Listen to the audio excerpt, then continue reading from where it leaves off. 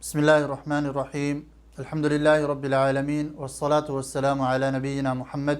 وعلى آله وصحبه اجمعین۔ محترم سامعین اور ناظرین، السلام علیکم ورحمۃ اللہ وبرکاتہ۔ اللہ تبارک و تعالیٰ کا ہم سب پہ فضل و کرم ہے، اور اللہ تعالیٰ کا ہم سب پہ احسان ہے کہ اللہ تعالیٰ نے مسلمانوں کے لیے کچھ ایسے اوقات کو فضیلت دی ہے جسے اللہ تبارک و تعالیٰ نے چاہا۔ تو عزیز دوستو اور ساتھیو، اللہ تبارک و تعالیٰ کی مرضی ہے کہ اللہ تبارک و تعالیٰ اوقات میں سے یا جگہوں میں سے جسے اللہ تبارک و تعالیٰ چاہے اپنی مرضی سے انہیں فضیلت دے۔ لا يسأل عما يفعل وهم يسألون۔ اللہ تبارک و تعالیٰ کے افعال سے، اللہ تبارک و تعالیٰ کے کاموں سے کوئی بھی اللہ تبارک و تعالیٰ سے کوئی بھی سوال کرنے والا نہیں ہے۔ تو عزیز دوستو ساتھیو، ذوالحجہ کے بعد ذوالحجہ کے جو عشرہ ذوالحجہ ہیں، جو 10 دن ہیں، ان کے بعد اللہ تبارک و تعالیٰ نے مسلمانوں کے لیے محرم میں ایک ایسے دن کو فضیلت دی ہے، اس روزے کو جس کا ایک روزہ رکھنے سے، جیسا کہ ہمیں معلوم ہے، پچھلے دروس میں ہم بات کر چکے ہیں کہ 10 محرم کا ایک روزہ رکھنے سے پچھلے سال کے گناہ معاف ہو جاتے ہیں۔ تو عزیز دوستو اور ساتھیو، 10 محرم کا یہ جو روزہ ہے، اس کی وجہ بھی نبی کریم صلی اللہ علیہ وسلم نے ہمیں بتائی ہے کہ جب نبی کریم صلی اللہ علیہ وسلم مدینہ تشریف لائے تو یہودی اس دن کا روزہ رکھتے تھے، اور نبی کریم صلی اللہ علیہ وسلم نے یہودیوں سے جب دریافت کیا تو معلوم ہوا کہ اس دن اللہ تبارک و تعالی نے موسیٰ علیہ السلام کو اور موسیٰ علیہ السلام کی قوم کو فرعون اور اس کی قوم سے نجات دی تھی۔ تو اس نجات پہ موسیٰ علیہ السلام نے اللہ تبارک و تعالیٰ کا شکر ادا کرنے کے لیے 10 محرم کو روزہ رکھا، اور 10 محرم کا روزہ رکھتے تھے۔ تو یہودی بھی اس دن روزہ رکھتے تھے، تو نبی کریم صلی اللہ علیہ وسلم نے فرمایا کہ ہم تم سے زیادہ حقدار ہیں اس دن کا روزہ رکھنے سے، اس دن کا روزہ رکھنے کے لیے ہم تم سے زیادہ حقدار ہیں۔ تو عزیز دوستو اور ساتھیو، 10 محرم کا جو روزہ ہے وہ اس سال 1442 کے سال میں ہندوستان اور پاکستان میں تقریباً اتوار کے دن آ رہا ہے۔ تو اس دن ان کا کوئی مسئلہ نہیں ہے کہ وہ 10 محرم کا روزہ رکھ لیں، 10 محرم کا روزہ رکھ لیں۔ مگر سعودیہ میں رہنے والوں کے لیے یہ مسئلہ ایک بن رہا ہے کہ محرم کا روزہ ہفتے کے دن آ رہا ہے، 10 محرم کا روزہ ہفتے کے دن آ رہا ہے۔ تو اس میں یہ اشکال پیدا ہو رہی ہے کہ کیونکہ نبی کریم صلی اللہ علیہ وسلم کی احادیث سے ثابت ہے کہ نبی کریم صلی اللہ علیہ وسلم نے ہفتے کا منفرد روزہ، اکیلا روزہ رکھنے سے نبی کریم صلی اللہ علیہ وسلم نے منع فرمایا ہے۔ اسی طرح جمعہ کا روزہ بھی اکیلا روزہ رکھنے سے منع فرمایا ہے، مگر وہ روزہ جو فرض ہو، جیسے رمضان کا روزہ ہے، یا اگر کوئی شخص اپنے اوپر یہ نظر اور یہ منت مانتا ہے کہ وہ ہفتے کے دن روزہ رکھے گا، اگر اس کا یہ کام ہو گیا تو ہفتے کے دن وہ روزہ رکھے گا، تو اس کے لیے بھی جائز ہے، کیونکہ یہ نفلی روزہ نہیں ہے بلکہ یہ نظر اور منت کا روزہ ہے۔ تو ہفتے کے دن رکھنا اس میں اس نے اپنے اوپر واجب کیا ہے، جبکہ نبی کریم صلی اللہ علیہ وسلم نے فرمایا لا تصوموا یوم السبت الا ما افترض علیکم، کہ ہفتے کے دن منفرد روزہ کوئی نہ رکھے مگر وہ جو تم پہ فرض کیا گیا ہے، جو فرض روزہ ہو وہ رکھ سکتے ہیں۔ اسی طرح عزیز دوستو ساتھیو، عاشورہ کا جو روزہ ہے اس کی بہت بڑی فضیلت ہے۔ تو علماء کرام نے ان مسائل کو بیان کرتے ہوئے، جو ہم سے پچھلے علماء گزرے ہیں رحمہم اللہ، ان کے زمانے میں بھی اس طرح کے مسائل پیدا ہوتے تھے اور ہوئے تھے۔ تو عزیز دوستو ساتھیو، علماء کرام نے ہمیں بتایا کہ جو فضیلت والے دن ہیں، جیسے عاشورہ کا دن یا عرفات کا دن، یا کوئی بھی اگر دوسرے فضیلت والا دن ہے، اگر وہ دن ہفتے کے دن آ جائے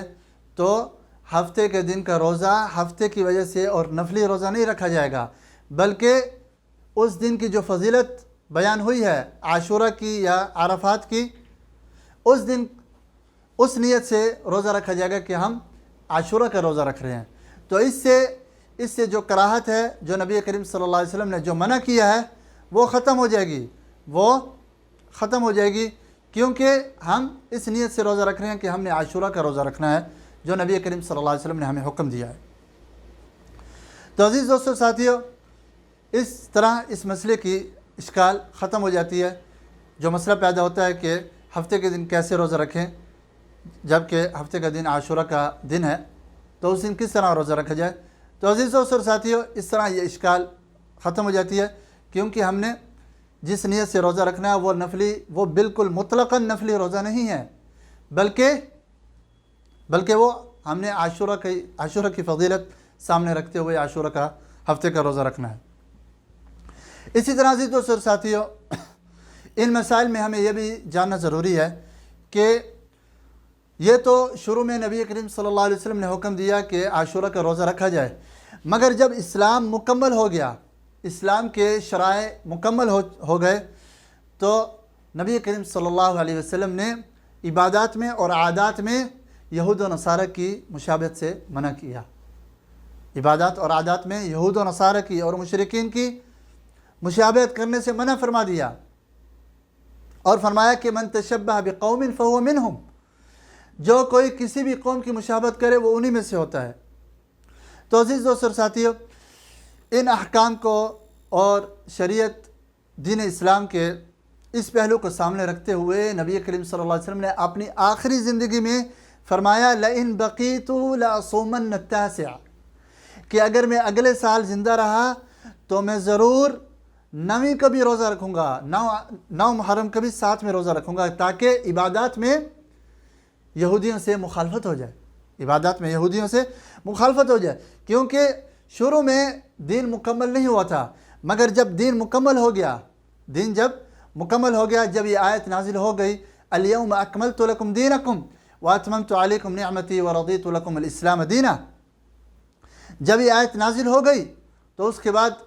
کے بعد جو محرم کا مہینہ آیا، اس محرم کے مہینے میں نبی کریم صلی اللہ علیہ وسلم نے روزہ رکھا۔ پھر اس کے بعد فرمایا لئن بقیت لأصومن التاسع، کہ اگر اگلے سال تک میں زندہ رہا، باقی رہا، تو ضرور میں 9ویں کا بھی روزہ رکھوں گا، تاکہ یہودیوں کی عبادات میں مخالفت ہو جائے۔ مگر کیا ہوا؟ نبی کریم صلی اللہ علیہ وسلم کی وفات ہو گئی۔ اس حدیث کے بعد اگلا جو 10 محرم اور اگلا عاشورہ تھا وہ نبی کریم صلی اللہ علیہ وسلم نہیں پا سکے، مگر اس کے بعد اس حدیث کو سامنے رکھتے ہوئے صحابہ کرام اور تابعین اور تبع تابعین میں اس حدیث پہ عمل کرتے ہوئے 10ویں کے ساتھ 9ویں کا بھی روزہ رکھا، تاکہ یہودیوں کی مخالفت ہو جائے۔ تو عزیز دوستو اور ساتھیو، جو کوئی سعودیہ میں ہے اس کے لیے 10ویں کا روزہ ہفتے کا دن ہے اور 9ویں کا روزہ جمعے کا دن ہے، تو وہ 9ویں کا بھی روزہ رکھے گا اور 10ویں کا بھی رکھ سکتا ہے۔ اس میں کوئی قباحت نہیں، کوئی کراہت نہیں، کیونکہ نبی کریم صلی اللہ علیہ وسلم نے جہاں جمعے کا روزہ رکھنے سے منع فرمایا ہے، جدھر جمعے کا روزہ رکھنے سے منع فرمایا ہے، وہاں ساتھ میں یہ بھی کہا ہے کہ اگر جمعے کا روزہ رکھنا ہے تو جمعے سے پہلے ایک دن روزہ رکھ لو یا جمعے کے بعد ایک دن اس کے ساتھ رکھ لو، تو اس میں پھر کوئی کراہت نہیں ہوگی، وہ کراہت ختم ہو جائے گی۔ تو جب جمعے کا روزہ 9ویں محرم کو آ رہا ہے اور 10ویں محرم کا جو روزہ ہے وہ یوم السبت ہفتے کا دن آ رہا ہے، تو ان 2 روزوں کے رکھنے میں انشاءاللہ تبارک و تعالی کوئی قباحت نہیں ہوگی۔ اور اگر کوئی جمعے کا روزہ نہیں رکھنا چاہتا تو وہ جمعے کے بجائے ہفتے اور اتوار کا روزہ رکھ لے، یعنی 10ویں اور 11ویں کا روزہ رکھ لے۔ جیسے کہ کچھ احادیث میں اس طرح کے الفاظ آتے ہیں کہ یا تو ایک دن پہلے کا روزہ رکھ لے یا ایک دن بعد کا روزہ رکھ لے 10ویں محرم کے ساتھ، تاکہ یہودیوں کی مخالفت ہو جائے۔ مگر افضل یہ ہے کہ 9ویں کا روزہ رکھے، افضل یہ ہے کہ 9ویں کا روزہ رکھ لے۔ تو عزیز دوستو اور ساتھیو، اس طرح عزیز دوستو اور ساتھیو، کیونکہ دین اسلام ایک مکمل دین ہے، اس میں